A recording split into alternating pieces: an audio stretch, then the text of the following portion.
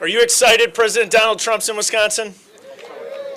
It is exciting. President Donald Trump is in our state campaigning in two historically Democratic communities. He was over in Dane County and had a huge turnout of people waiting to get into the event. And now we're here in Milwaukee, our state's largest city, talking about how conservative policies can get our country back on track. So many people have suffered under 4 years of the Biden-Harris administration, in particular in our state's bluest city. And when we think about the impact that the broken border is having here in Milwaukee and is having in Dane County, flowing fentanyl in, people that don't feel safe in their communities, when we think about the impact that inflation has had in our nation's bluest communities and our state's bluest communities here in Dane County and in the city of Milwaukee, where people can't afford the things that they need. And we think about the opportunity to give children a choice to choose the school that's best for them, to give moms and dads an opportunity to choose the school that's best for their child. And we know as conservatives, as Republicans, as Trump supporters, we have an opportunity to go and earn every vote across our state. Let me tell you, I think it's a huge opportunity to make sure we win the state of Wisconsin for President Donald Trump. I now want to introduce my good friend. President Donald Trump's really good at identifying strong leaders. And there's nobody stronger than Governor Tommy Thompson. Governor Tommy Thompson led our state and was the pioneer of school choice. Please join me in giving a big welcome to our Governor, Tommy Thompson.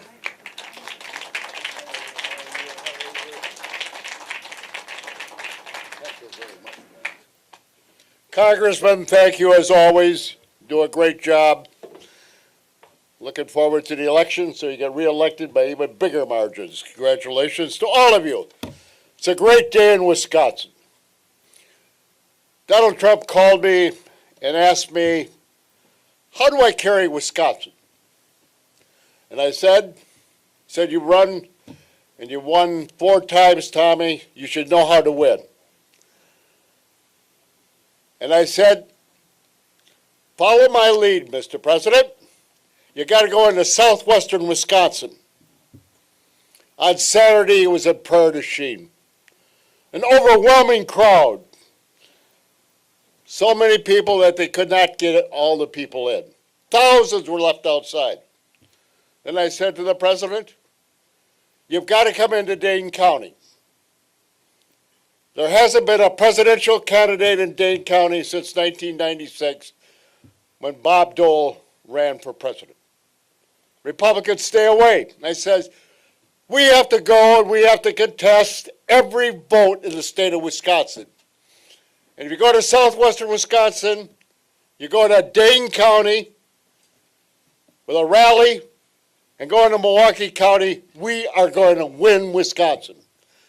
We just left Wanakee. It had a huge crowd. All the way from the airport to the factory where we had the police, there were people standing along the roads waving Trump signs in Dane County. Can you imagine how upset the Democrats are to have that kind of a turnout in Dane County? Thousands of people were flying the American flag, yelling, Trump, Trump, Trump. And tonight, we're in Milwaukee. We just landed, and I wanted to tell the president how important school choice is. It gives people hope. It gives them a chance. It gives them the ability to get a good education. The president, Donald Trump, wants that for every boy and girl in the United States. When I was governor, I was reading the Sunday paper, and I saw on the front page of the Milwaukee Journal that 70% of young black males dropped out of school before they graduated. And all I could think of was that means that we're going to have more young individuals in our prison system. And so I came over to Milwaukee and spent 2 weeks over here all over the city of Milwaukee talking to parents. And they told me, he says, Governor, Tommy, we got a school right down the block, but it's a religious school, and we cannot send our son or daughter there. If I could send them down to that school, I could go and watch and make sure they learn, make sure they do their assignments. Instead, we're being bussed out to Brookfield. And I then sat down with the ministers and the bishops of the black churches. And I said, I want to do something really dramatic. I want to improve the quality of education for every student in the city of Milwaukee. And they give us the opportunity to go to religious schools. Give us a chance to make a choice. And I went back and I thought about that. And I talked to Polly Williams, a black legislator from Milwaukee, and convinced her to work with me and develop the first choice program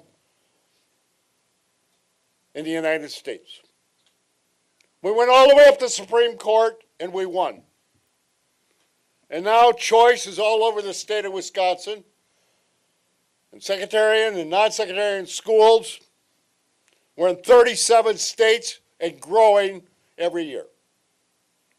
And every Democrat, just about, that's a governor, a U.S. senator, member of Congress, vice president of the United States today, president of the United States today, are opposed to it. They do not want to give that young boy and girl an opportunity to be able to allow their parents and them to choose the school that's the best for them. That's why I am so proud and so happy to have Donald J. Trump come over here today and talk about educational quality, his belief in education, and the opportunity to spread choice across the United States.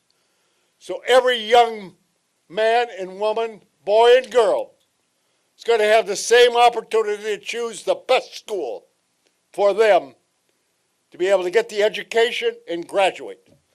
That's why, ladies and gentlemen, it's really a great day for Wisconsin, because we're going to carry Wisconsin for Donald Trump. And it is going to be a great day because Donald Trump is going to talk to you about his beliefs, his opportunities, and his views and vision for education. I give you the next president of the United States, the 45th and 47th president of the United States, Donald J. Trump.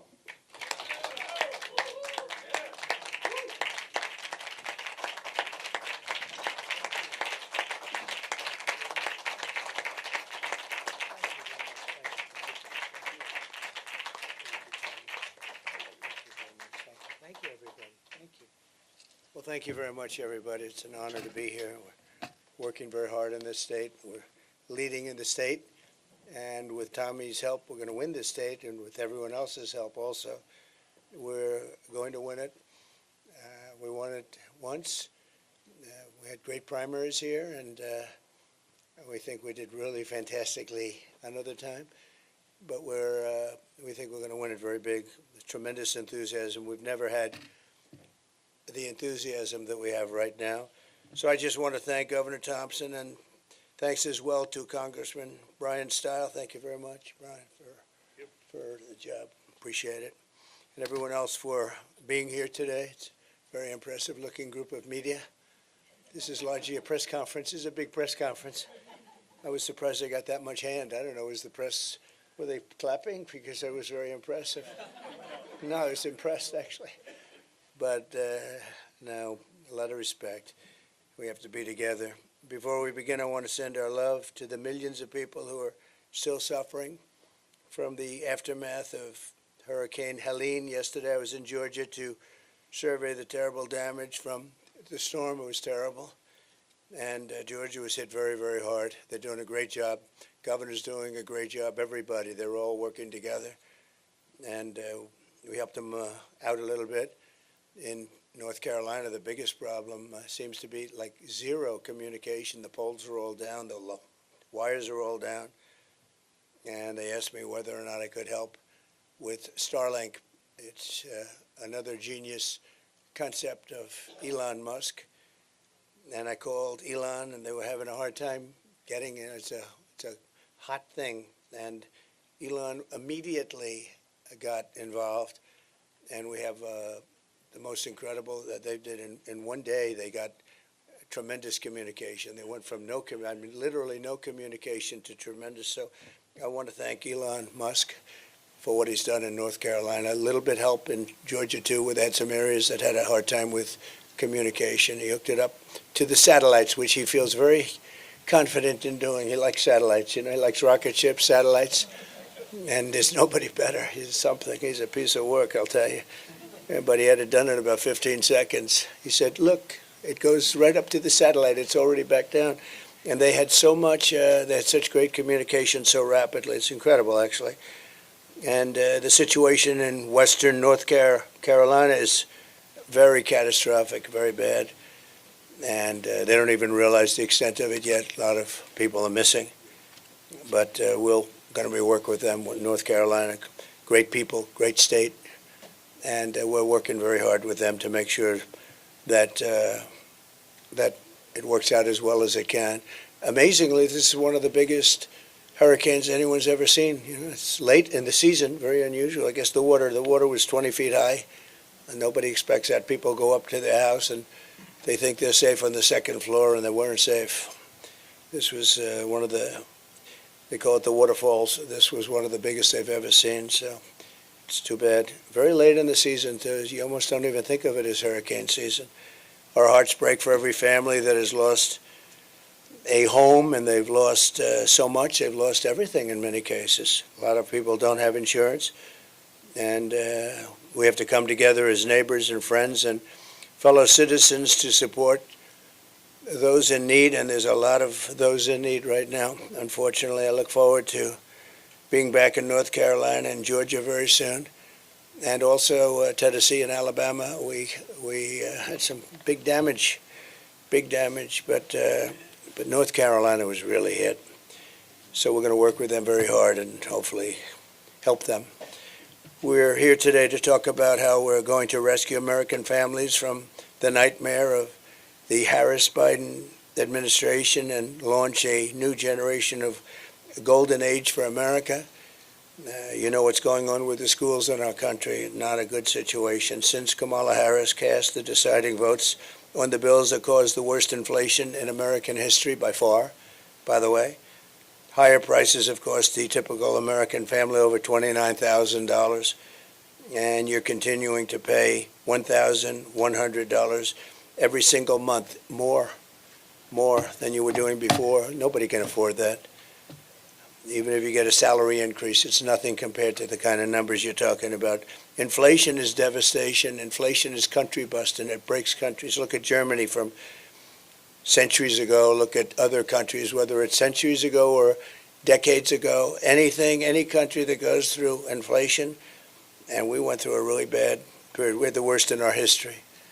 8.4 million Americans are now working second jobs, the highest in more than 38 years. And you now have to make $111,000 a year. That's a lot of money to afford an average home. A 46% increase since when I was president, so it's 46% higher. And that's not even including the cost of interest, because interest went from 2% to 11%. And you can't get the money at 11%, so it's not 11, it's a lot higher than that. With her colossal big government negotiations, Kamala Harris, who destroyed San Francisco and destroyed California. San Francisco is the best city in the country 18, 19 years ago. Bob Tisch, a friend of mine from Lowe's, many of you know Bob Tisch, he said it was the best city in the country. He was a businessman that had holdings all over. He said San Francisco was the best. He wouldn't believe it. He passed away a number of years ago, but he wouldn't believe what's happened to it. And he's also added an estimated $6,300 a year in regulatory costs onto the backs of every American family. So Kamala Harris has done this, and she's done it at a level like nobody's ever seen, with the help of Joe Biden. But I'm not sure Joe was involved, because I'm not sure he was involved in anything, to be honest with you. Now Kamala is coming back for more. So she ruins San Francisco. She ruins the state of California. And now she's coming back to destroy the United States of America, but we're not going to let it happen. As you know, she's a Marxist. Her father's a Marxist professor who nobody has spoken to. I'd love to talk to him. I would be interested in talking to him, actually. But we can't let this happen. We were way up on Biden, 21 points up on Biden after the debate. And they had a coup. They told him, you're not going to run. And he's not a happy man. He's pretending he's happy, but they took him out. He had 14 million votes. She had no votes.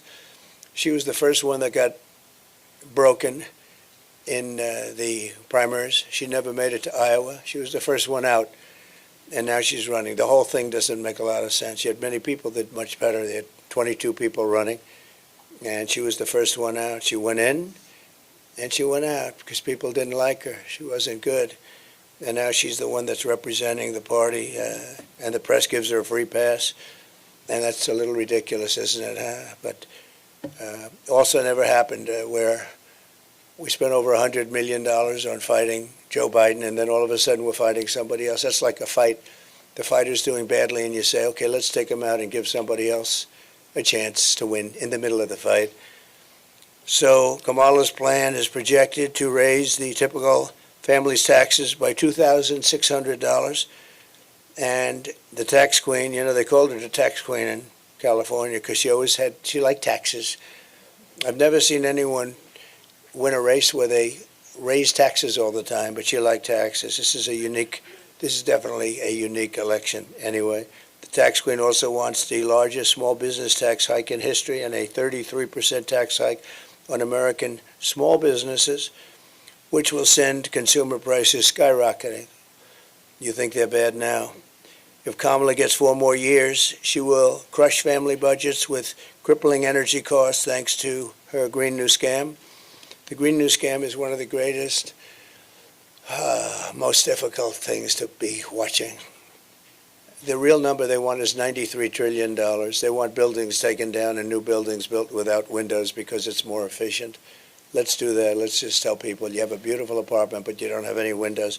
It's one of the great scams. But, you know, the amazing thing is that nobody talks about it anymore. They're not talking about the Green New Deal anymore. They're not talking about environmental anymore. They're not talking about the oceans will rise by 1/16 of an inch over the next 400 years. They don't talk about it anymore. Something's happened. I don't know what it is. I think maybe it's not selling too well anymore. They call it now climate change because global warming wasn't working because the planet's actually gotten a little bit cooler recently. But climate change covers everything. It can rain, it can be dry, it can be hot, it can be cold. Climate change, everything is.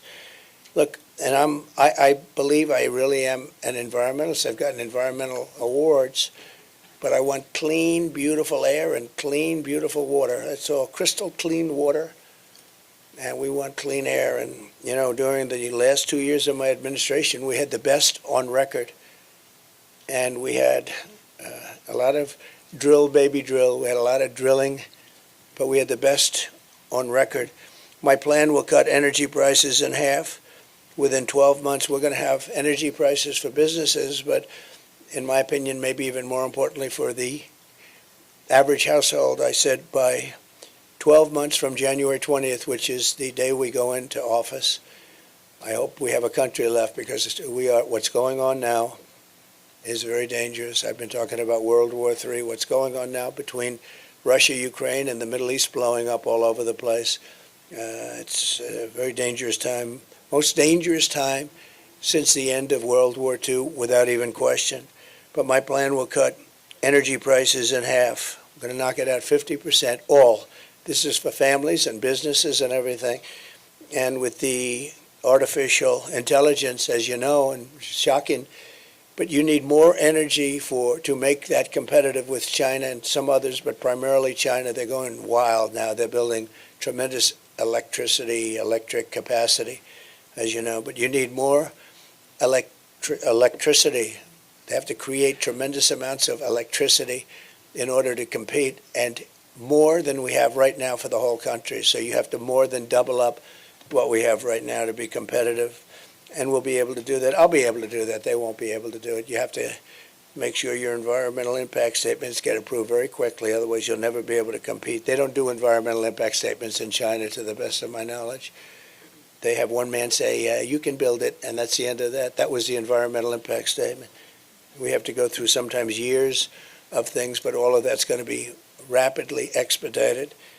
It's going to save you thousands of dollars on gasoline and home heating and air conditioning and electricity. We're going to be down for the entire energy package. You will be down by a minimum of 50% 1 year after January 20th. Nobody else will say that, but I can do that because we have more liquid gold under our feet than any other country. And I know how to use it. We had it going so well, and now we're buying oil from Venezuela and lots of other places that we shouldn't be buying. I call it Venezuelan tar, because essentially it's tar. You know, they have the places that they hone it and develop it is right in the middle of Houston, right in the middle of Houston. We have a refinery that only does that oil. It's the only one in the world that does that oil, because it's not oil, it's tar. And if you're an environmentalist and you like Texas, because I love Texas, we just got a poll from Texas. We're through the roof in Texas, which I love because I think it's an incredible place. But if you're an environmental person, the tar and all of the other things coming out of those chimneys in that wonderful place, it's the only place in the entire world that does Venezuelan, I call it Venezuelan tar. But there's no reason for us to be doing it because we have more oil and gas. We have more, I say liquid gold, because I think it's the best expression. We have more liquid gold than Russia, Saudi Arabia, any other country in the world, and we don't even use it. And ours is pure. Perhaps worst of all, Kamala's mass migrant invasion will destroy our economy, importing tens of millions of, think of it, more illegal aliens than we've ever even thought about taking in. And for me to watch her the other night standing up at a television set saying, with a news conference saying how she's going to all of a sudden get involved at the border. Well, she was the border czar. She did a horrible job. She allowed 21 million plus people to come in, and many of them, and you've heard me say this many times, they came from prisons and jails. They came from mental institutions and insane asylums, and they came from terrorist camps where they trained them to come into the United States, and they come into the United States, many, many terrorists. We have more terrorists come into the United States in the last 3 years than we have had in the last 30 years. And these are the real terrorists. These are the real ones. We have no idea who they are. They let them come in, just open borders, just the dumbest thing I've ever seen, other than if you're trying to sign them up to vote, which is what they're trying to do. Kamala grants them all amnesty, and she's promised that it will obliterate. She promised them that they're going into Medicare and Social Security. And if they're going to Medicare and Social Security, then she's going to kill Medicare and Social Security. And we're not going to let her do that.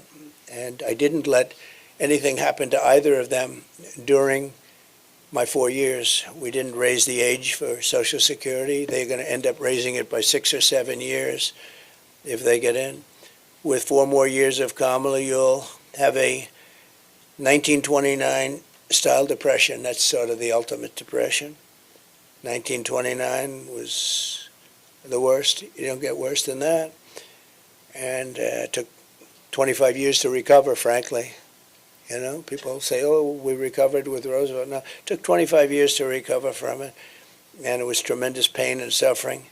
And that's going to happen again. And I've been very good at predicting things. I've heard the hat says Trump was right about everything. And it wasn't even my hat. I didn't even do it, but somebody had made a lot of money. Trump was right about everything.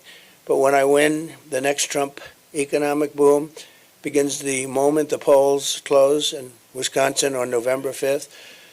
And again, Brian and Tommy and all of the people that have been so great here, we're seeing numbers that a lot of people have never seen, real numbers that a lot of people haven't seen, especially as Republicans.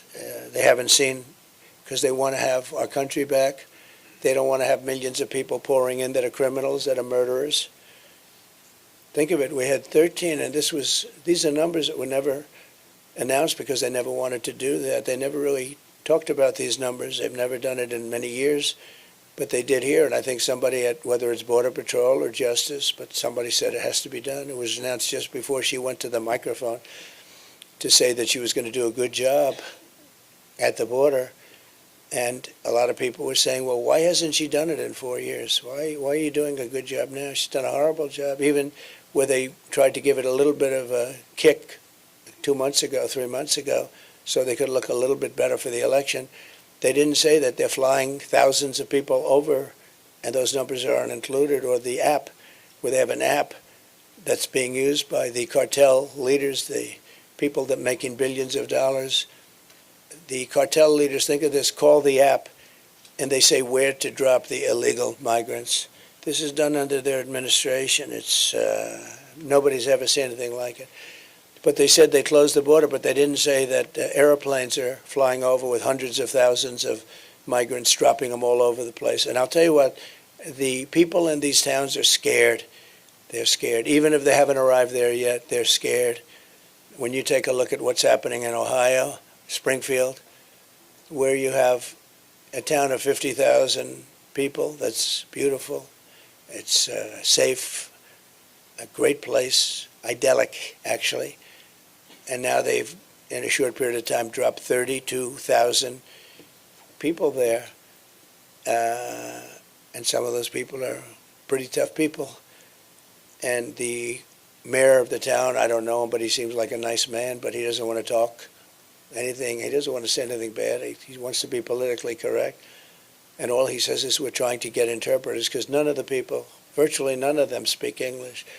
So he's looking for interpreters when he should be looking for people to take them home because this country cannot sustain what's happening to it. We can't sustain hundreds of thousands of people coming in a month or, more importantly, in a short period of time, 21 million plus. We have no idea what it is. You have gotaways. Nobody has any idea, if you include the gotaways, what the number. We can't even really say, you know, with other countries like China, you say it's 1.4 billion. With India, you say it's 1.5 billion. They're big. With us, you don't really know what the number is. You say, how many do we have?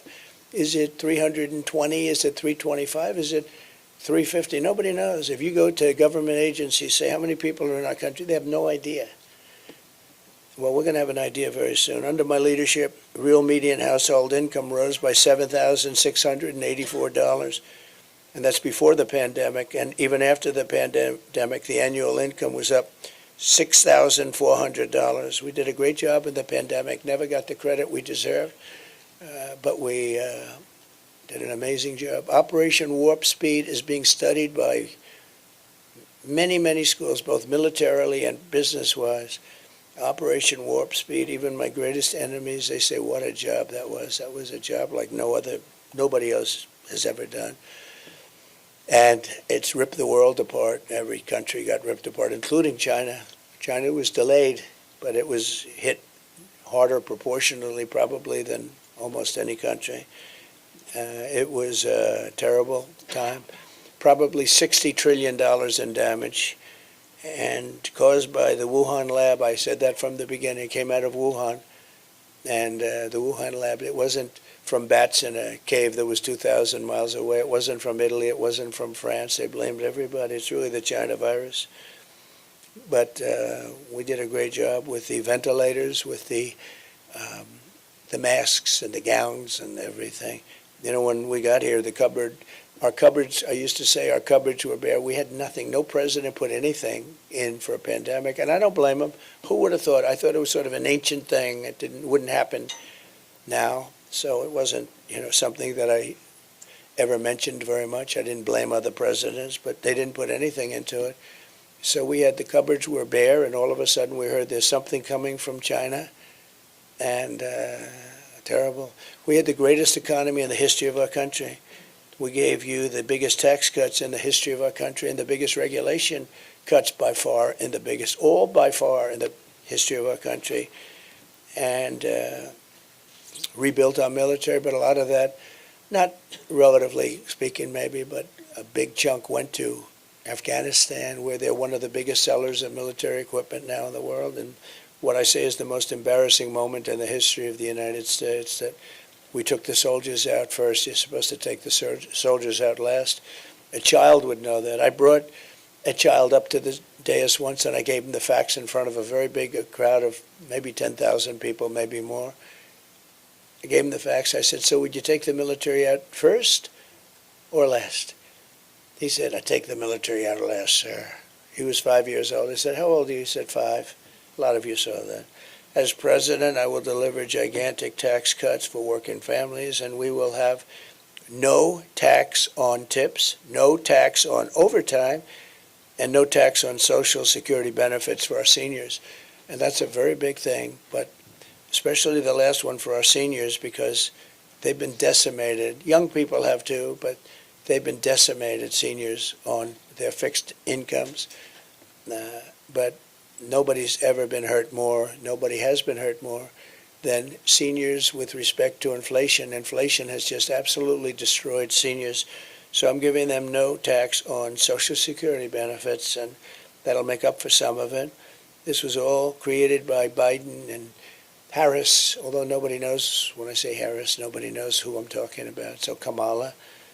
And while working Americans catch up, we're going to put a temporary cap on credit card interest rates of 10%, because those rates are going up to 22, 24, 26%. And it's not sustainable. It's not fair. So it'll be temporary, but we have to help people. They can't pay those rates. We're going to unleash American energy, drive the prices way down. We're going to stop the people from pouring into our border. We're going to have a mass deportation of criminals. We have to get the criminals out of our country. They're not going to help us. Again, you had 13,000, more than 13,000, to be exact, 13,099. And these are murderers. These are murderers that have murdered, in many cases, about 30% of the cases, more than one person. And in some cases, more than 5 people. These are real murderers. These make our bad people look like innocent people. I know a lot of the talk from the radical left people was, well, these immigrants don't commit crime. No, these people are among the worst in the world. They come from the Congo in Africa. Many people from the Congo. I don't know what that is, but they come out of jails in the Congo. You know, they're letting their jail population come into the United States. Their jails are being emptied into the United States. Their gang members are being taken out of Caracas, Venezuela, and lots of other places, which was a rough city, rough, very dangerous city. And they're being delivered into the United States. They're gang members. And these are tough gang members. You see what's happening in Aurora, in Colorado. The mayor is petrified. He doesn't, I mean, he's petrified, but the governor is a mess. He doesn't know what the hell. He's a Democrat liberal, and they're taking over real estate, lots of real estate. The governor doesn't know what to do. And, you know, they want to be politically correct. They don't want to say anything. They're so afraid of saying anything and offending anybody. They have to go in. They have to get them out. But when you look at what's happened in Aurora, in Colorado, it's incredible. And Springfield is unbelievable. Again, a beautiful community, and now almost immediately, 32,000 more people. And these are people that have had a rough life, too. They're tough. Some of them are real tough, but they've had a rough life. It's not sustainable. It's not sustainable. People in Springfield are moving out. They have to move out. They're not going to be able to live there. I'm going to appoint Elon Musk, who's a fantastic guy, to lead a government efficiency commission tasked with saving trillions of dollars in fraud, waste, and abuse, and driving down inflation and driving down costs. We have tremendous fat.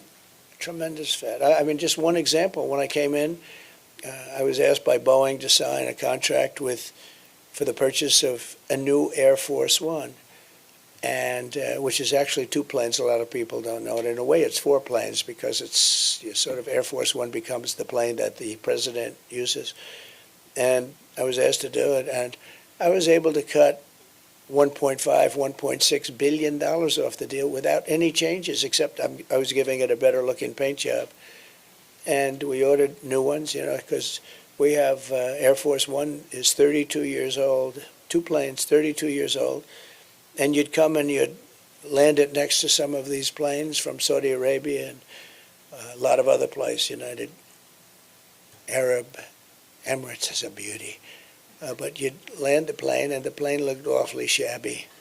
It was time, 32 years old, so I got new ones. But when I came in, and they asked me to sign a $5.6 or $5.7 billion contract. Now, they're very special planes, because it's like, people hear billions for airplanes, but they're very special. I can't even say you why, but I can't tell you that. I'm not supposed to. But they are very expensive but incredible planes from Boeing. And I said, I'm not going to sign it. It's too much. And Boeing came back, and they cut $400 million off just by my saying that. And I said, nope, it's too high. It has to have a 3 in the front of it. It has to have a 3. Because this was a 5, right? 5.6, 5.7 billion. I said, nope, it's too high. And they called back a week later, and they took another $250 million off. So I got $650 million with like about 2 minutes of conversation. I said, no, I'm not doing it. It has to have a 3. And this went on for about a month, and I sort of forgot about it. I said, look, forget it. Well, let's not do it. And lo and behold, about 4 months later, I get a call from Dennis. This was prior to the horrible accidents, the 2 accidents that really hurt Boeing. I mean, it was the greatest company in the world. I think it was thought of as the greatest company in the world, and now it's not considered that. They went down a long way, but this was when it was prime time, Boeing prime time, at the beginning of my term. And they said, here's the story, sir. We thought we had a deal at $5.7 billion. We'll do it for $3,999,999.99. 1 penny less than 4. I said, you got a deal. So I saved about $1.6 billion. Same exact plane, nothing different. It's not like, oh, gee, we have cheaper engines, or we have no generation system, or the wings are smaller, or lots of things that you can do to cheapen it up. No, the exact same plane, except we had a much better paint job. And we saved $1.6 billion, and it took me like 3 months. And actually, the last part was the most effective, because I gave up on him, and he called up out of the blue. In fact, when he called, I said, the head of Boeing, what the hell does he want? That's always the best way to negotiate when it doesn't matter to you so much, right?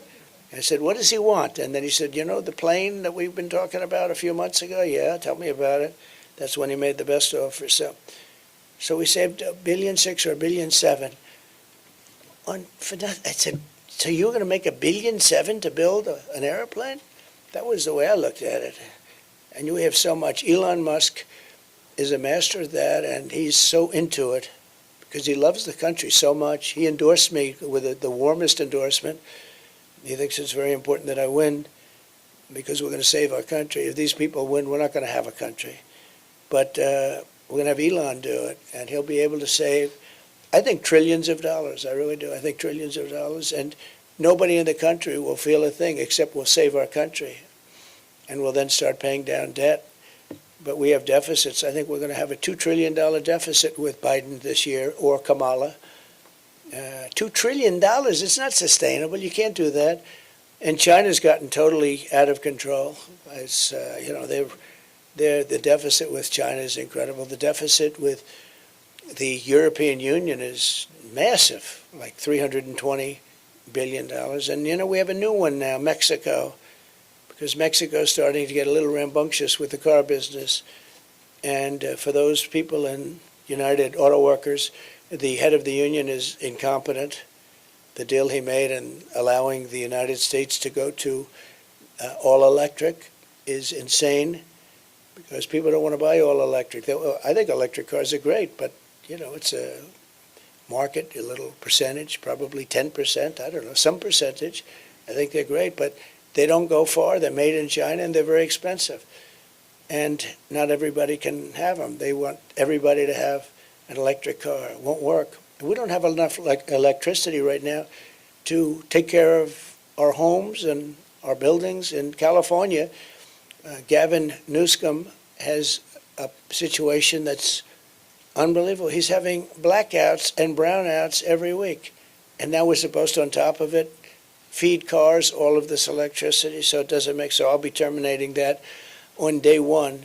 And again, we're all for electric cars. I think it's great. I think Tesla, I think Elon makes great cars. And you know, somebody said, did he ever speak to you about it? Because you know the way I've been saying this for 2 years. It's a tribute to him. He never mentioned it to me once. It's pretty amazing. He didn't say, well, listen, you got to lay off, because I'm a big fan of electric cars, but not for everyone. You have to have gasoline-powered cars, and hybrids are great. And some new ones are coming on the market. We have hydrogen. Hydrogen is a hot one right now, but it is a little problem. It tends to blow up on occasion, and if it does blow up, you are unrecognizable. They will never be able to see who you were, maybe a blood sample, but it's a bad blow up.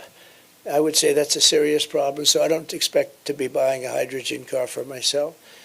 But a lot of great things are in the marketplace. Because we're here in Wisconsin with the great Governor Thompson. He's a great man. He's a great politician, one of the most popular, I think the most popular politician in the history of the state.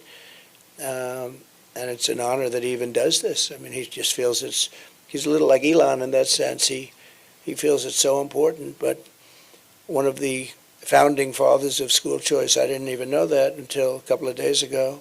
But he's a big school choice. A lot of people are. I got lots of calls. I even got a call from Rupert Murdoch, who I have a lot of respect for. And he said, school choice, you have to go with school choice. That was just today. I said, I didn't know he was so into school choice, but he feels very strongly about it. He's a good man, too. I also want to talk about another way that we can help the American family supporting school choice for every child. And, you know, you have to do the school choice thing because right now we are just about at the bottom of every list, and yet we're number one on every list of cost per pupil. Cost per student, we're number one, and if you look at a list of the top 40 nations, we are at the bottom of the list. We're number 40, number 39 all the time, and often led by Norway and Denmark and Sweden, and China is in the top 5 usually. Pretty amazing, with 1.4 billion people, pretty amazing. But China's in the top 5, and we're number 40, number 39. And one of the things we'll be doing is moving education back into the states. And, you know, if you think about it, like a state like this, I think would do fantastically well with education. I think that a state like Iowa and Idaho and Indiana, I think you'd end up, I was looking at them the other night, just from common sense, you know, with a party of common sense. And then I said, more than anything else now, with a party of common sense, because that's more important than anything else. We don't want men in women's sports. We want to have strong borders, and we want to have fair elections, not rigged elections. And we have a lot of problems in this country. But if you take a look at all of it, everything that we're doing, every single thing that we're doing is based on structure and common sense. I was looking at the various states, and I think 35 states could be the equivalent of Norway and Denmark. If you think about it, they'd run great. I mean, I think Iowa would do great. I think Idaho would do great. I mean, these are states that have no debt. They have low taxes. They've done great. And then you have the same, you know, you have a guy like Gavin wouldn't do very well, I don't think, with it. He signed a thing yesterday. Somebody told me, I haven't, it's not confirmed, but he signed a document yesterday that said you're not allowed to ask a voter for ID, identification, and if you do, it's like a crime. Why would anybody do that? In other words, this was signed yesterday or the day before by Gavin Newsom, a failed governor, and it said, if you ask anybody whether or not anything having to do with their identification, now for everything else you're allowed to have a card, but for voting, which is our most important act, it's considered virtually a crime, so you're not allowed to ask for identification. Now, there's only one reason that's done. That's because they want to cheat on elections. When you have something like that where there will be no asking, it's not a question of having voter ID, it's a question you're not even allowed to ask. And if you ask, it's a crime. That's only because of the fact that they want to cheat on elections. And we can be nice and we can be politically incorrect, but the only thing they're going to do there is cheat on elections. And we just can't let this happen. The city of Milwaukee is the home of first and oldest choice program. You have the school choice program in Milwaukee is the oldest in the whole nation. In Milwaukee, which has been run by Democrats for over half a century, it's incredible. Families are faced with one of the worst public school systems in the entire country, considered pretty much the worst, but there are some others that are right there with you, I guarantee you that. Only 16% of Milwaukee public school students are reading at grade level, and only 10% can do math at grade level. So you're talking about 16% and 10% can basically read or do math. School choice gives Milwaukee children a lifeline to a better education. 8th grade students in Milwaukee and in Milwaukee schools, choice programs are more than twice as likely to be proficient or advanced in math. And that's good, but when you say we're going to double up from 16% or double up from 10%, it's not really great, is it? And we're going to outsource and outscore other public school districts. So they want to start off by competing against certain public school districts, and I guess that's a good place to start. But they got to straighten out the schools in this country. Schools are really bad. And I think we're going to be able to do that. I think we're going to be able to do a lot of it. But if they're run by the state and run by like the parents, because in Washington, half of the buildings, such a large number, every building you pass in Washington says Department of Education. You're going to have a lot of like vacant space. Now we can have somebody else maybe move in. But these schools, it's massive. It's massive. I figure we'll have like one person plus a secretary. You'll have a secretary to secretary. We'll have one person plus a secretary, and all the person has to do is, are you teaching English? Are you teaching arithmetic? What are you doing? Reading, writing, and arithmetic. And are you not teaching woke? Not teaching woke is a very big factor. But we'll have a very small staff. We can occupy that staff right in this room, actually. I think this room is too large. And all they're going to do is they're going to see that the basics are taken care of. We don't want to have somebody get crazy and start teaching a language that we don't want them to teach. But we'll do something with education. I think when we move it into the local districts. But the big thing is we're going to take it all out of Washington. We're going to send it all back to the states. We're going to spend less than half, and we're going to have much better education. But in many states, you will be the equivalent. I mean, you have states that are incredible, and in many states, you'll be the equivalent of a top 3, top 4 school, like a Norway or a Sweden is very strongly thought of too. Although lately they've had some problems, all about that. If you want a better education for your child, Kamala Harris stands in your way. Kamala and the radical left Democrat Party want to keep Black and Hispanic children trapped in family government. I mean, I think that's really the reason. It's all Democrat we're talking about. Of the top 25 dangerous cities, virtually every single one of them is a Democrat-run city. So I think there'll be a lot of changes made. I really do. I just can't believe people can continue to go for this. But by contrast, I believe that school choice is the civil rights issue of our time. A child's fate should be determined by it has to be determined by their love of education, by their parents, by so many factors, but it can't be determined by a zip code, and no parent should be forced to send their child to a failing government-run school. I mean, in all fairness, they get into these schools, they're so bad. You don't give them a chance. We spend more money on education than any other country in the world. And I said before, much more money per pupil. We're number 1 on every list. And yet our public schools get worse, and the results get worse, and it goes just so horrible to see it. I mean, Think of it, they graduate from public school and they can't read, they can't write. This is people that actually literally graduate, can barely read or write. Wisconsin private schools receive nearly $3,000 less per student per year through these school choice programs than public schools, yet they achieve far better outcomes.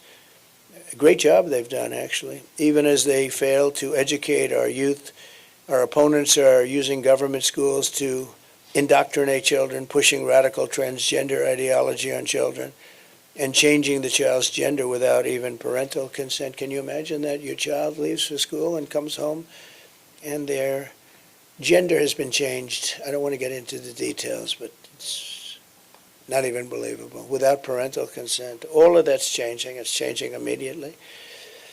One of the things I wanted to mention with all of the people coming in, they're taking black and Hispanic jobs. The black population, their unemployment is way up over the last few months, and the fake news isn't reporting it.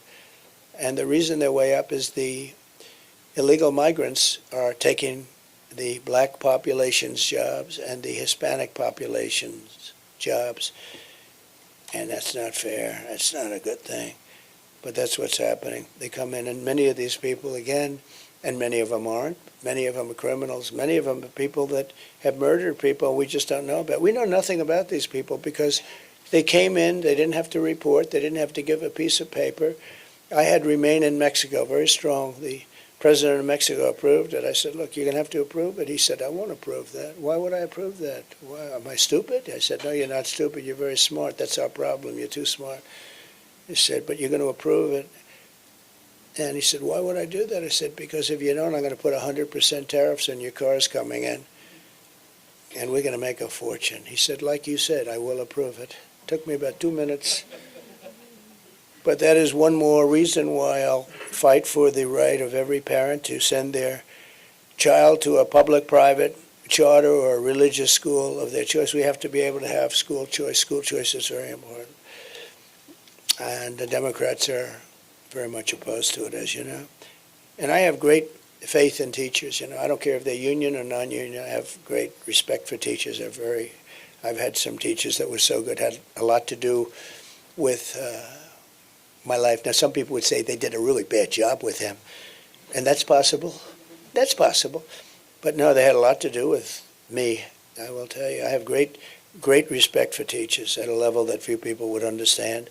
We want federal education dollars to follow the student rather than propping up a bloated and radical bureaucracy in Washington, D.C., which is what we're doing now ultimately. We want to close the Federal Department of Education, and we're going to do that, and we're going to move it all back into our states. And as I said, some states are going to be unbelievable, and some states are not going to do a good job. The ones that aren't going to do a good job are the ones that aren't doing a good job now and everything else. We're joined today by two beneficiaries of school choice here in Wisconsin, sisters, Michaela and Leah Lawrence. Where may you, look at you. Look. Both attended St. Marcus Lutheran School, a high-performing K through 8 private school. And it's a choice school in the inner city, Milwaukee. And I love Milwaukee. We had such a great convention here. They treated us so well. I also like the result. If I didn't get the right result, I probably wouldn't like Milwaukee. I got a great result, but it was beautiful. The building was beautiful. We're going to come here. I believe my people are working. We're going to come here in the same arena. The arena was great. And we're also going to go to Green Bay. We're going to be announcing it pretty soon. Green Bay for a big one. We're going to have two big ones, very big ones, maybe a third of a little bit more of this nature. But we're going to do your basketball arena. We're all sort of set, and we're going to do Green Bay. We'll do it the day before the game as opposed to the day of the game.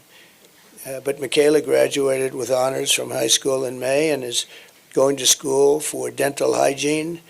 And Leah is now a senior in high school, a wrestler, wow, at Wisconsin Lutheran, who went to the state finals twice, wow, and is currently scouting engineering schools across the country. She's looking at a really great engineering school. So Leah and Michaela, if you could come up, I'd love you to say a few words, please. Thank you.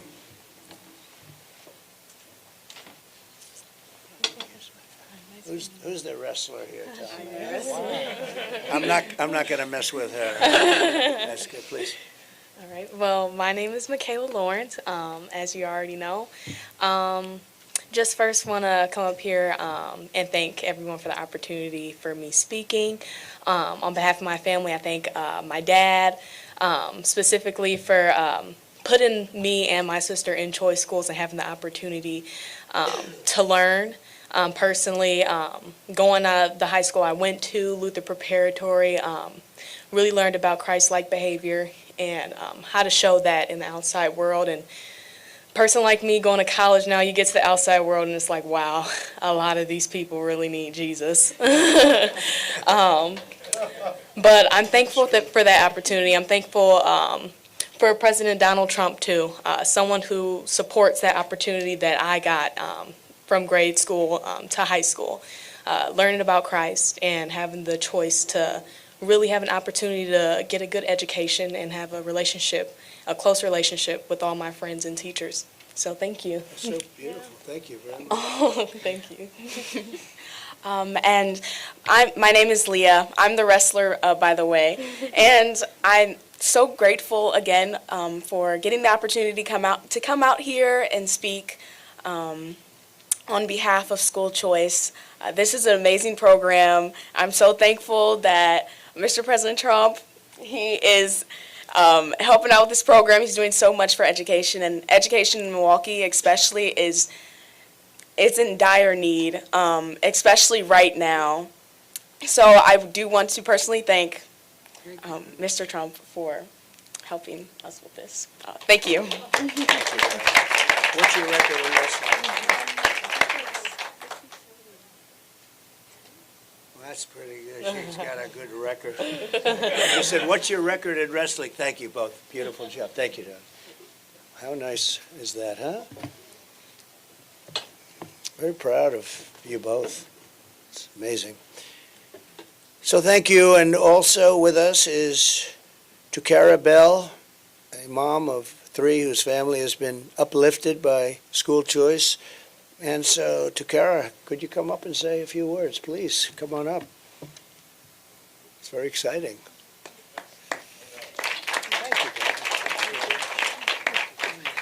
Thank you all for this opportunity. I really appreciate it. I am a mom of 3. We benefit from the School Choice program. This is my daughter, Cynthia Dunlap. And School Choice, it gives us an opportunity to send my children to a school that aligns with my morals and my values, and while also giving my children a personalized educational experience. I greatly appreciate it, and they would not have these opportunities if it was not for student choice. Cindy, would you like to say something? Hi, I'm Cynthia. School Choice has given me so many opportunities that any other school could ever give me. I'm so thankful for School Choice, and I also have a gift for you, President. Oh, wow. On behalf of Trinity Thank you very Lutheran much. of Christ Avenue. I'm going to wear it tonight. Nice. Thank you, darling. Very much. Thank you. That's really nice. Come on, you hold that for me. Don't take it from me. I want to keep. So, again, universal school choice, very important. We're backing it all the way, 100%. And I want to thank everybody for being here. And there's a lot of media here, so if you'd like to ask a couple of questions, I think we'll do that. So go ahead, please. Brian? Mr. President, thanks for coming. Yes, thank you. Under your administration, you brought world peace. You didn't have the chaos in the world. I No? wanted to get your comments on what's going on right now in Israel and Iran, that conflict. Brian, I think it's the most dangerous time we've had, certainly since the end of the Second World War. I think it could end up being a world war. You have two hot spots, and you'll probably have a third, maybe, with Taiwan. But you have Ukraine and Russia, and that's out of control. I met with President Zelensky, and I got along very well with President Putin. I think I can get it solved, but we should get on it immediately. You have to, I think I would like to be able to solve it while President-elect. If I get elected, I'm going to work on that immediately. It's going to be my first 2 phone calls. And my second is going to be We're going to close the border immediately and have people come into our country, but legally. And my third will be drill, baby, drill. You know, it's like not too complicated. But that call, that series of calls, I think is going to be very important. That war, millions of people are being killed. I don't think people recognize how many people are being killed. I don't think it's being properly reported. It's a horrible, horrible war. And then you see what's happening even today. You know, where is that going to stop? And, you know, you have to give Israel a lot of credit for being able to protect itself. You look at these forces, they shot down almost 200 rockets today. But this is not the way anybody should have to live. So we're going to obviously be very involved in the Middle East. This would have never happened. We did the Abraham Accords. I think everybody, including Iran, would have been in the Abraham Accords had I taken over as president. I think even Iran would have been in the Abraham Accords ultimately. It would have been great for everybody, and you would have had peace in the Middle East. We got 4 countries solved, and very respected countries, as you know. They were signed up. And then when Biden took over, they haven't signed one country. I would have had every country in the Middle East would have been signed up. The only question would be Iran, and I think they would have, you know, for certain reasons, I think they probably would have been there too. It would have been peace in the Middle East. Instead, this is just tearing it apart. This has really been bad. But they have to finish that process.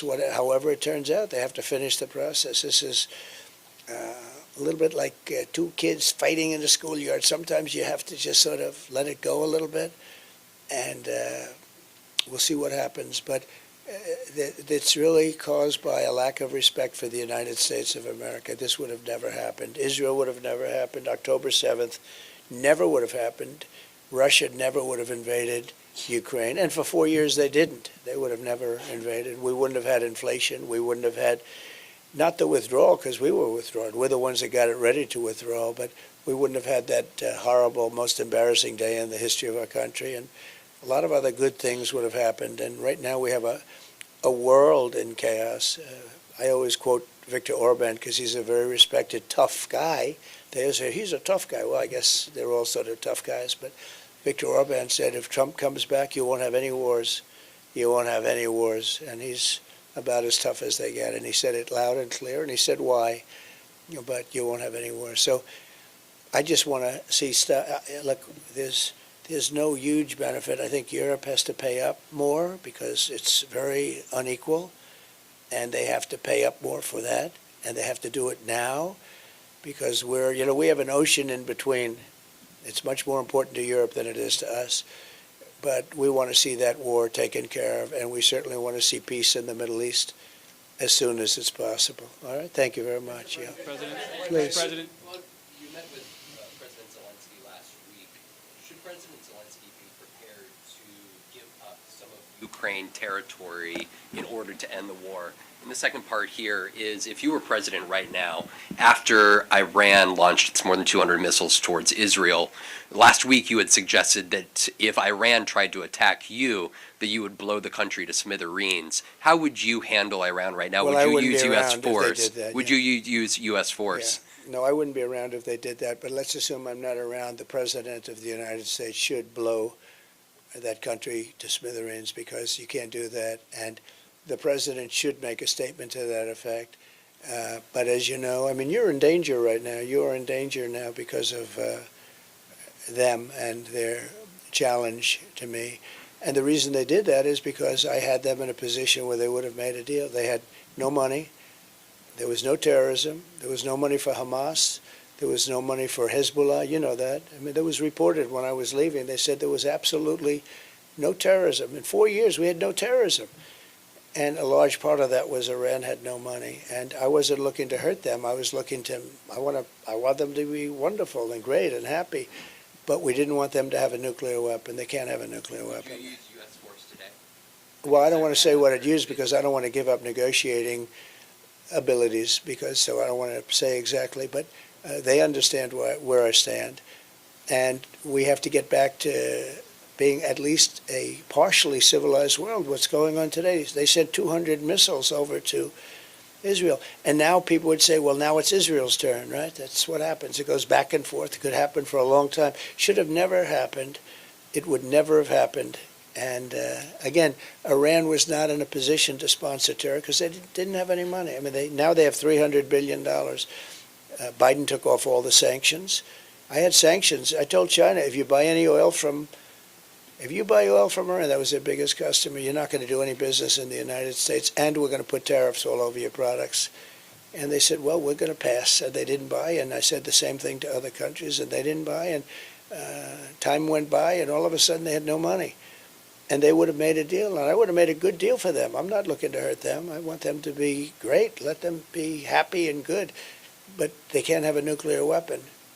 And now they're very close to having one. And it's very dangerous for the world. Very dangerous for the world. I mean, the biggest problem today, in my opinion, the biggest risk is the nuclear weapons, the weaponry. It's so powerful today. And I know because I rebuilt the United States military. During my term, I rebuilt it. We had fighter jets that were 50 years old. And we have all F-35s, and we have great planes now. We have largely new. We gave a lot of it to Afghanistan, stupidly. New goggles. They have the newest goggles. They had the best goggles. They never fought at night because they couldn't see, but now they can fight at night. They have the goggles. They have the trucks that are armor plated. Think of the 70,000 trucks. 70,000. Go to the biggest used car lot in America, and they probably don't have more than 400 or 500 cars available at any one time. We have 70,000 trucks, many of them millions of dollars each, armor plated with the finest 4, 5, 6-inch armor on these trucks. And we gave it to them. And they sell the equipment. And they're one of the largest sellers of military equipment. They're selling the equipment that we gave them. Who would do that? Who would be so stupid to do that? Who would move the military out first? Because, they have American hostages. Most importantly, we lost 13 great soldiers. And of tremendous importance, we have many soldiers that lost their arms and their legs and were just obliterated because of stupid people. We should have left from Bagram, not that base. We had it all mapped out. And we had options. We had a lot of things they had to do, everything they had to do. And they weren't doing it. And we said, good, the deal's dead. And then they did it. We would have had that. It was perfect. It was a beautiful thing. It was going to go well. And they respected me. They respected me. Remember, we didn't have one soldier killed in 18 months in Afghanistan. The Taliban, that's their fighter. And I spoke to Abdul, the head of the Taliban, a couple of times. But I explained to him, you can't do that. You can't do that, Abdul. And from the time I spoke to him, we didn't have not one fighter killed, not one American soldier killed or even shot at for 18 months. And then I left, and we had these clowns take over, and it all blew up. It was not going to blow up. It was going to be good. One of the worst things they did is give up one of the largest air bases in the world, the largest runways, most powerful runways, very deep with concrete. You could land anything on them, meaning the weight. You could land any plane on them, very, very long, I think like 18,000 feet. And to give that up, and the importance of it wasn't Afghanistan. The importance of Bagram, and very important, was it was 1 hour away from China where they make their nuclear weapons, right in that area. But 1 hour away from China. Forget about Afghanistan. We should have never been there. But we were 1 hour away from where China makes their nuclear weapons. And now, who occupies it? China. How about that? They left. So I was never going to, I was moving out. We were all set to move. I'm the one that got the soldiers down to that level. We had no problem. And we were going to move out. Soldiers would have moved out last. We would have taken the equipment. We would have done everything. I had no confidence in the army, meaning in their army, the people that they were giving us, because they were loyal to the other side. I always knew that. That's why you had so many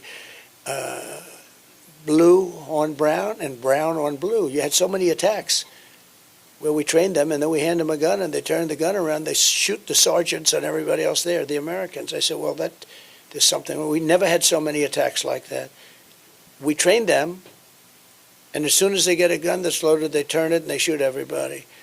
And I said, what the hell's going on over here? And they're tough fighters, too, but they weren't. The reason the reason they were even in there is because that they were the highest paid soldiers in the world. When Mattis would say, sir, they're fighting for their country, well, they weren't really fighting for their country, because otherwise you wouldn't have had so many, I call them turnarounds, where they turn around and shoot you. They weren't fighting. They was fighting because they were getting so much money as a soldier. It was such a job where they were making a lot of money, but their loyalty wasn't to that group. And the head guy was a total thief. I knew that. I didn't get along with him at all. He left with bags of money in a helicopter, and there were bags of money at the end of the runway. How stupid can Americans be? The world doesn't respect us because we've made so many stupid moves. I mean, this guy left with bags of money. And I said he was no good for years. I said he was no good. I met with him a couple of times, fine. But that whole thing was collapsing. But they weren't loyal to us. They were loyal to themselves.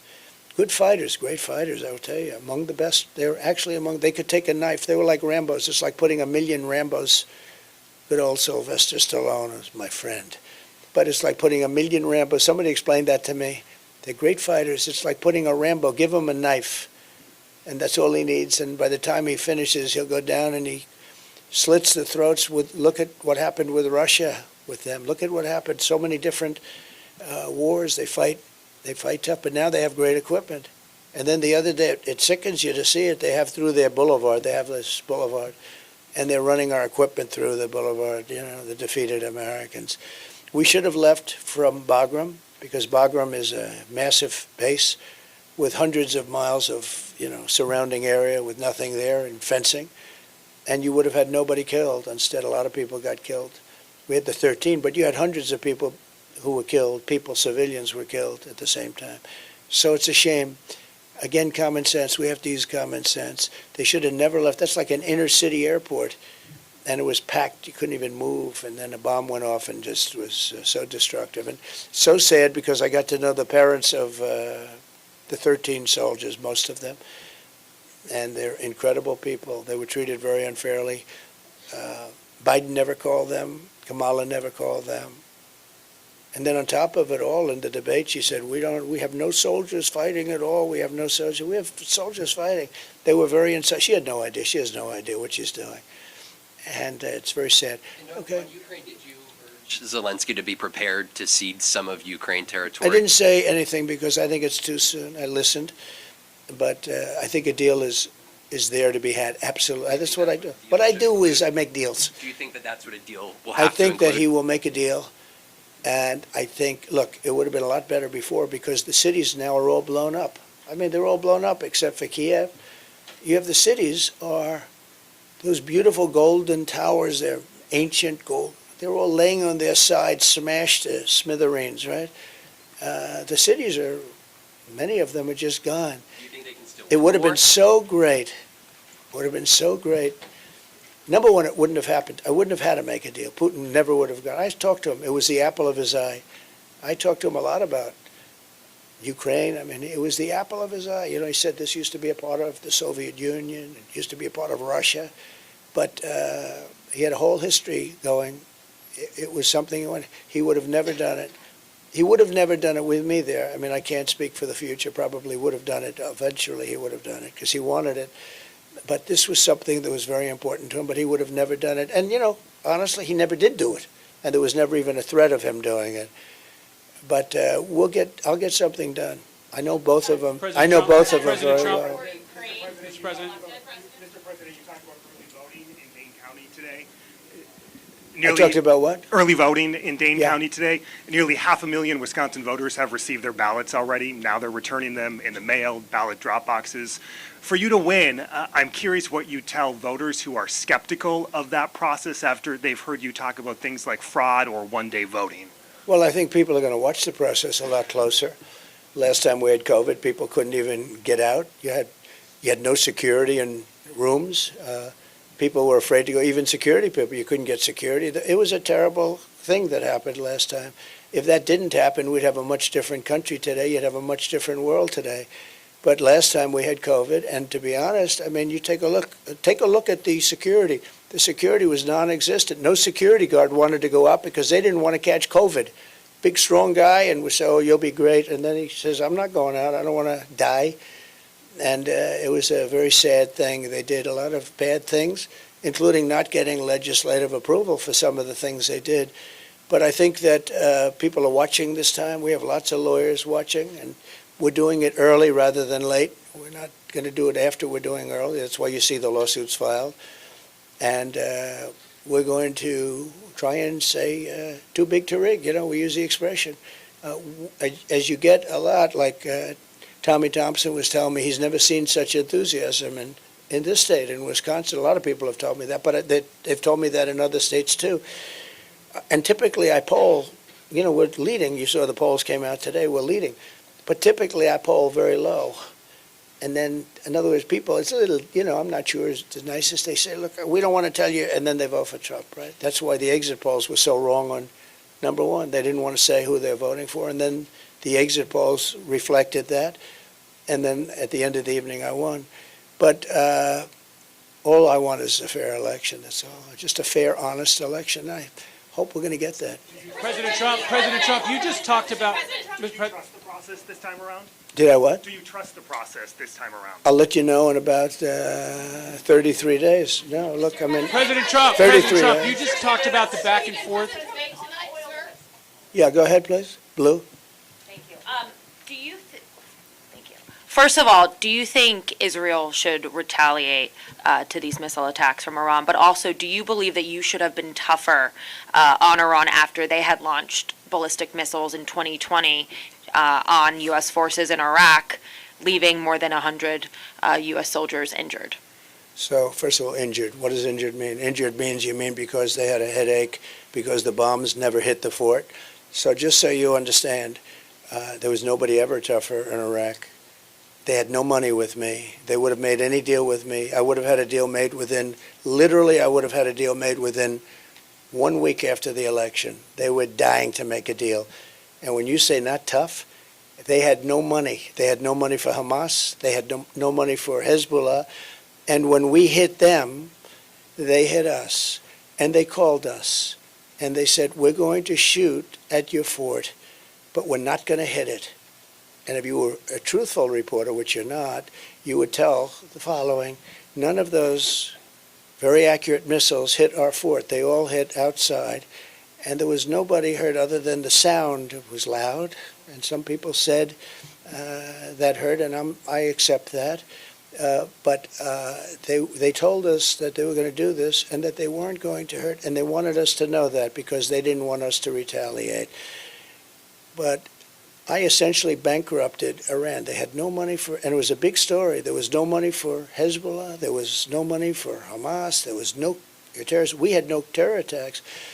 And I think I would have ultimately gotten along with, but there was nobody ever that was tougher on Iran than I was. I took their money away, and they behaved. And I will say, and I said it many times, what Biden should have done, he should have made a deal with them in that first week because they were dying. They had nothing. They were dying to do it. But they did just the opposite. They took all the sanctions off. I had the sanctions that were the toughest. It's like a lot of people say with Russia, well, I was the one that ended the Nord Stream 2 pipeline. You know that. I think you admit that. I ended it, and then when Biden came in, he approved it. That was the biggest thing ever that Russia's ever done, was the biggest pipeline just about in the world, going to Germany and various places in Europe. And I ended it. And there was nobody tougher on Russia than I was. But with Iran, it's a very sad situation. But we could have made a deal with Iran, and all of this would have never happened. And the reason was I was the toughest by far. Nobody was ever tougher on Iran. But they did. They called us and they told us, we have to retaliate only in the sense that, and they, you know, I think people know this, we have to retaliate, but we're not going to hit anybody. Just keep your people inside the military base. And that's what happened. The rockets hit in all areas. And of the 18 rockets that were launched, 6 of them self-destructed, 12 of them approximately, 12 of them arrived, and when they arrived, very accurate rockets, missiles, and when they arrived, they missed the fort. But they had to do that, and I thought it was a very nice thing because they didn't want us to retaliate again. But I was the one that started that. Okay. President Trump, do you resume? Real quickly, on the economy, we've got this port strike that went. Yeah, that's a big deal. It's a big You know, look, Americans are already struggling with inflation under Yep. Kamala Harris. How does this supply chain issue going to build up and once again be another disastrous economic episode under Kamala Harris? It's massive. It's massive. Those workers are very important to the lifeblood of our country, and it's a massive thing. But don't forget, they've been hurt very badly with inflation. You know, those workers, some people would be upset with them and some people not, but those workers were very badly hit with inflation. And, you know, they're not happy, and they do a good job. And they also don't want to see certain new technologies, which in many cases don't work very well. I mean, you know, when they modernize sports, a lot of times it doesn't work. There's nobody to talk to. It's very inaccurate. I've heard a lot of complaints about these modernized stations, a lot of very big complaints. But those are really hard workers. I know some of them. And no, that's going to be a tremendous hit. There's another one. Biden shouldn't have let that happen. Not that he should have ended it. He should have worked out a deal between them and the others. He could have worked out a deal. That's an easy deal to work out in a sense because you have a certain power of being the United States. A lot of these are foreign ship owners. And you have a lot of power being the U.S., and that should have been worked out. It's a devastating event for the economy. It's also devastating for inflation because everything's going to cost a lot more because of it. I don't know how long it's going to go on, but I understand the workers' side. I mean, I see both sides. These workers have been devastated by inflation, and the inflation was caused by energy, stupid energy policies, and equally as much by deadhead spending. And that's what they call it. They call it deadhead spending. You know why? Because stupid people do what they did, and that caused inflation. So they were badly hurt. Thank you. President Trump. Go ahead. CBS is saying that you have pulled out of a planned interview on 60 Minutes. I'd just like you to address that report, and if you indeed are not doing the interview, explain your reasoning why. Well, right now they came to me and would like me to do an interview, but first I want to get an apology because the last time I did an interview with them, if you remember, they challenged me on the computer. They said the laptop from hell was from Russia, and I said it wasn't from Russia, it was from Hunter, and I never got an apology, so I'm sort of waiting. I'd love to do 60 Minutes. I do everything. I mean, I do you right now, right? And you're tougher than 60 Minutes, frankly. The laptop from hell was from Hunter, it wasn't from, so I haven't gotten. If you remember Leslie Stahl, we got into a little bit of an argument on the camera talking about that and other things. And, you know, they really owed me an apology. I'll tell you, David Muir, how about David Muir when he said that crime went down? And then the following day they released the numbers from the Justice Department that crime went up 45%. Where's my apology? They should apologize. They were wrong on everything. So I like to get an apology. So I've asked them for an apology. Let's see if they do it. I wouldn't mind doing 60. I've done 60 Minutes a lot. I did 60 Minutes twice with Mike Wallace, the great Mike Wallace. He was great. His son is from a different ballpark. His son doesn't have, I said, you want to be like your father? Just don't have the talent. Who else, please? Go aheed. Thank you so much. I wanted to ask you about Milwaukee. Obviously, you're here today in Milwaukee. You were in Dane County. What more do you need to do in the next 30 days to win over the voters in these largely Democratic areas? I think we're doing well. You know, we just went to Dane, and we had a great time. And the other day, we were, we had 50,000 people. I think it was Friday or Saturday. We had 50,000 people, and we had a small venue because the United States government wouldn't allow us to have enough Secret Service people. So we were forced into having like a 1,000-seat venue, and we have 50,000 people outside. We wanted to do a rally, an outside rally. And when we drove in, I said, boy, that's a big crowd. And I'm used to the biggest of crowds, and this was a big, beautiful crowd. And Washington would not allow us to have the security that was the Secret Service that was necessary. And that happened a little bit with respect to today also. You saw the people. I don't know if anybody was up there, but you saw the people. That crowd was massive. But last week we had a crowd of 50 to 55, 60,000 people, and we had planned an outdoor rally.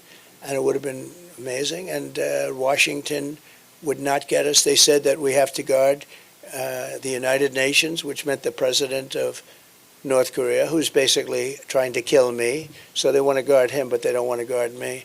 So we're going to start having it out with them because we sort of have it. They want to use it. It's like a form of election interference. When they tell you you can't have enough people to guard yourself, I mean, a lot of people show up for what I'm doing. And that's one of the reasons we're going to win. That's like a poll. And we've never had this excitement. Tommy Thompson said it before. We never had the excitement that we have now. We've had great excitement. Look, I won it.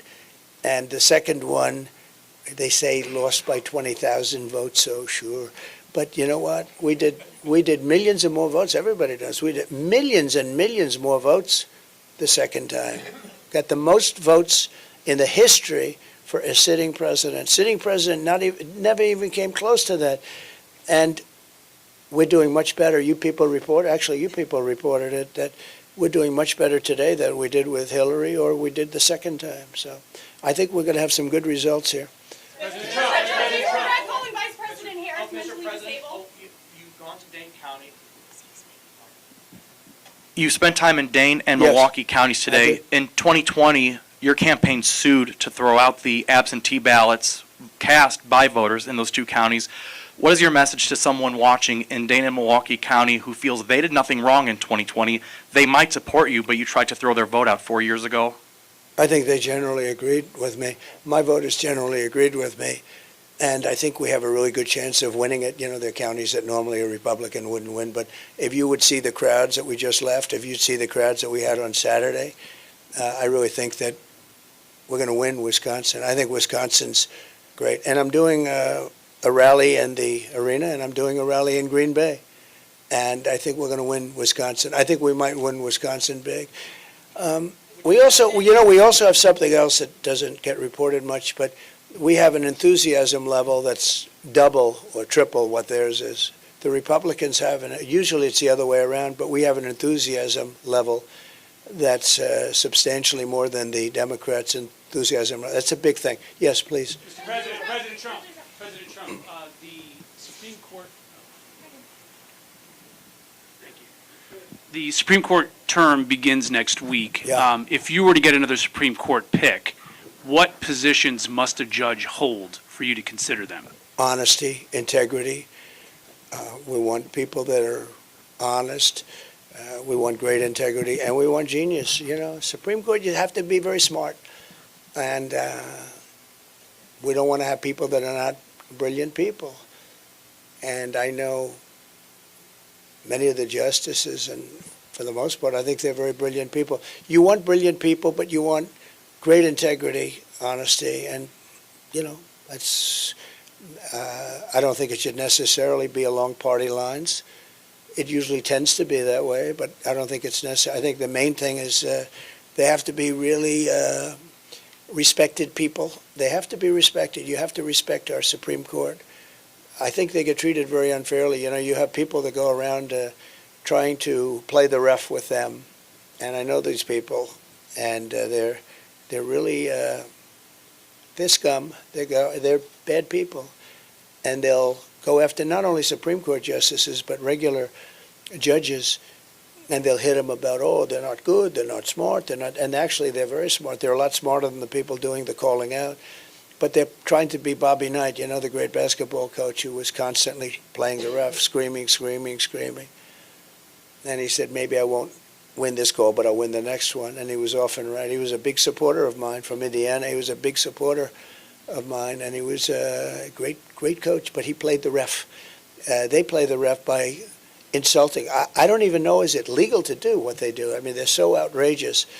But a lot of the judges don't stand for it, and the ones that really are respected don't stand for it. They do what's right. Are there certain issues you'd like to see the court take up?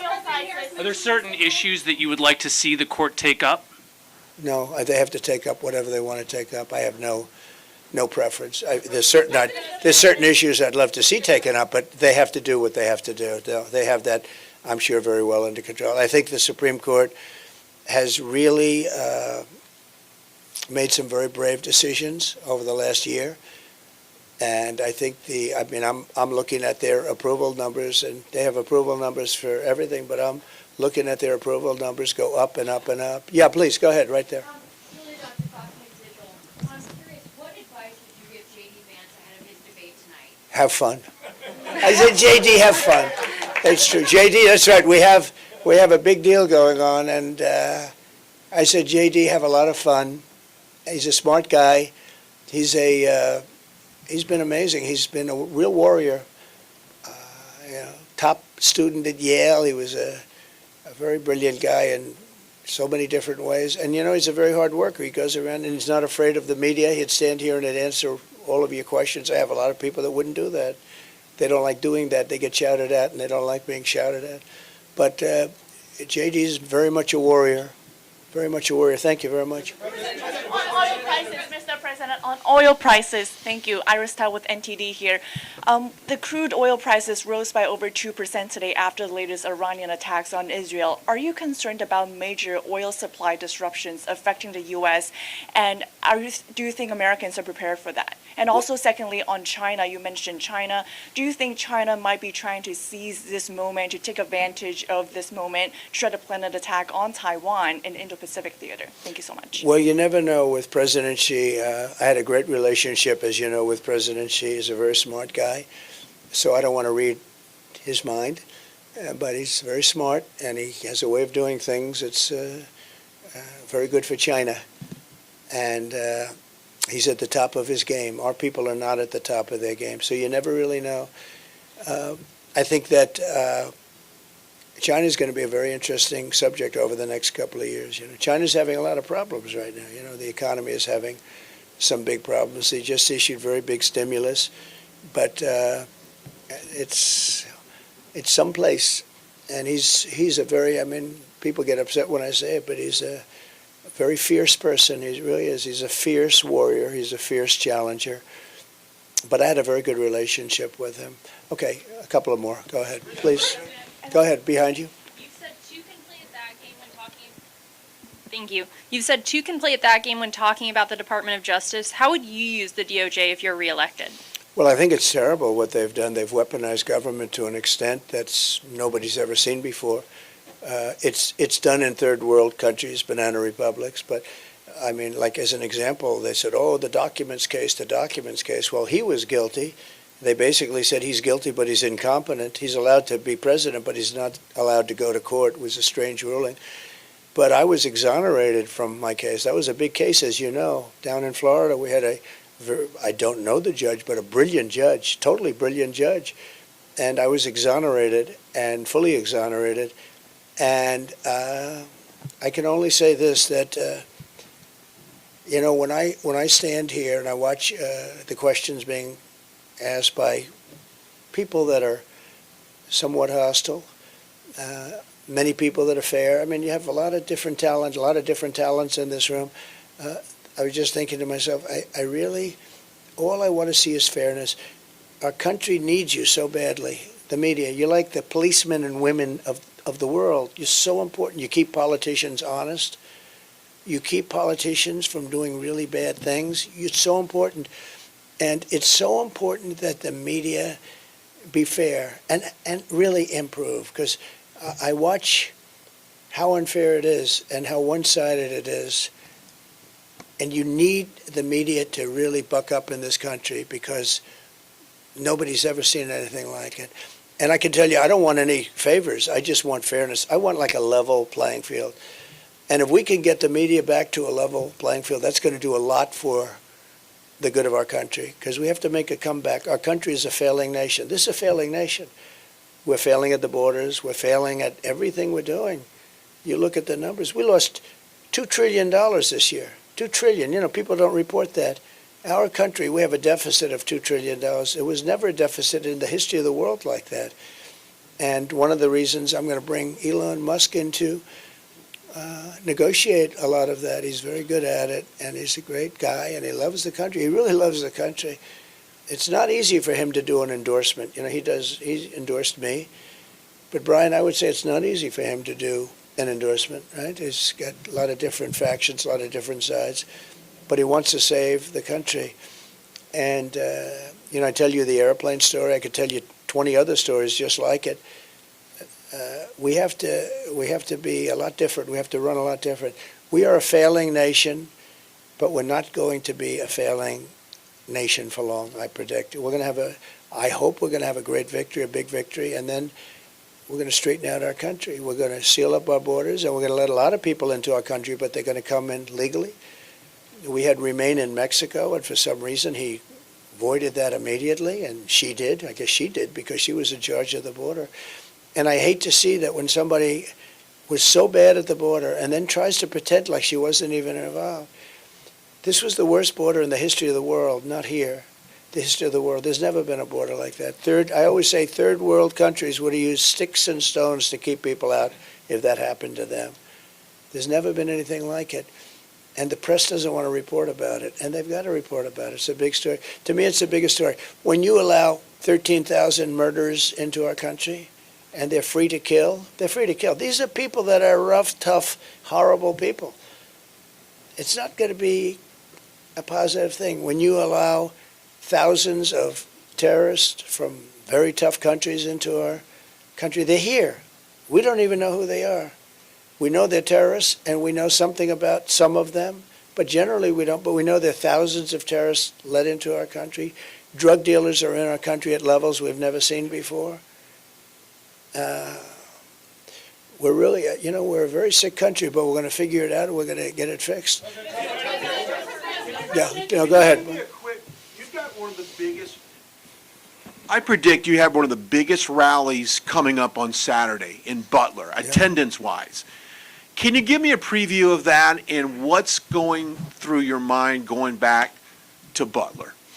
Butler, that's right, it's going to be on Saturday.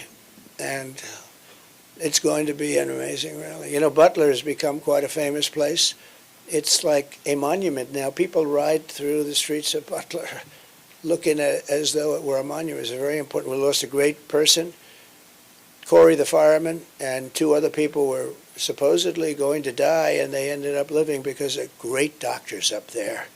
These doctors, two separate doctors, one was just hit badly, and the other was hit really badly. They were both, first thing I said is, how many people are dead? Because, we had a massive crowd as far as the eye could see, and there was no empty areas, so when bullets are fired, they're going to hit people. And these are AR-15 bullets. They were going over my head. I heard them. I didn't know you could hear bullets, but they are 4,000 miles an hour or something, and they're going over my head. And I was amazed that they just said three. They said probably 3 dead. That was my only, and then 2 of the 3. And I'm very happy to report a friend of mine. Some people have heard this, but he said, I'd like to make a contribution.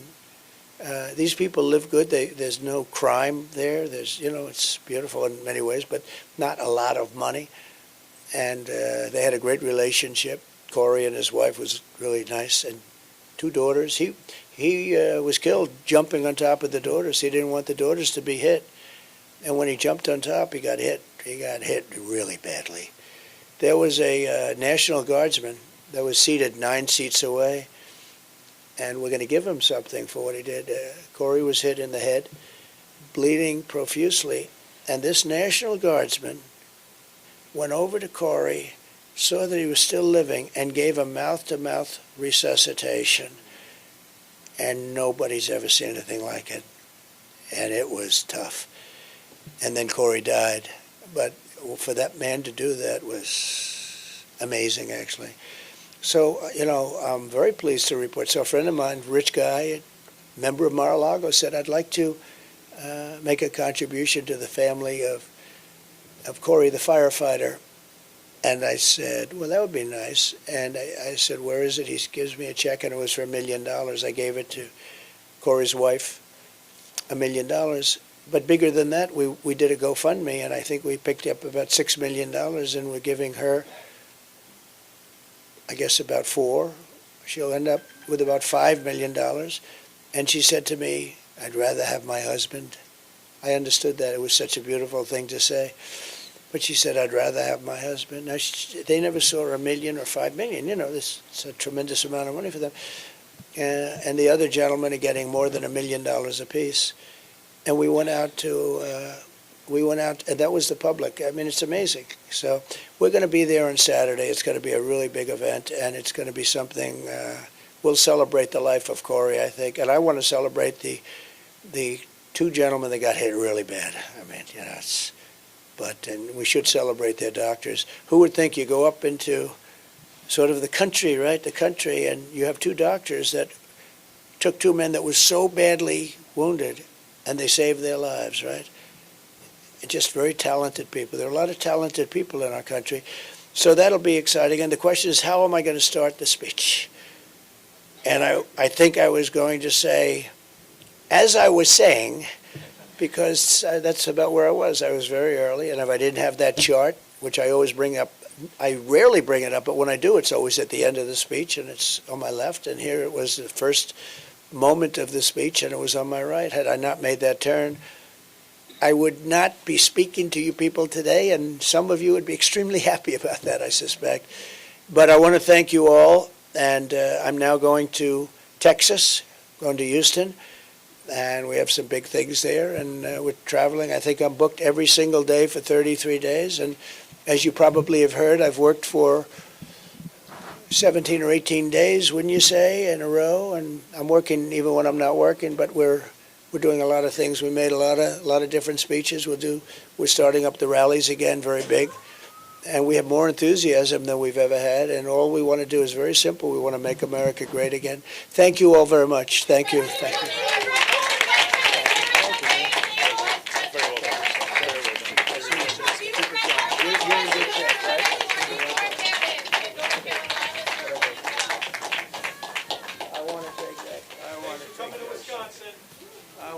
I'm not forgetting this, sir.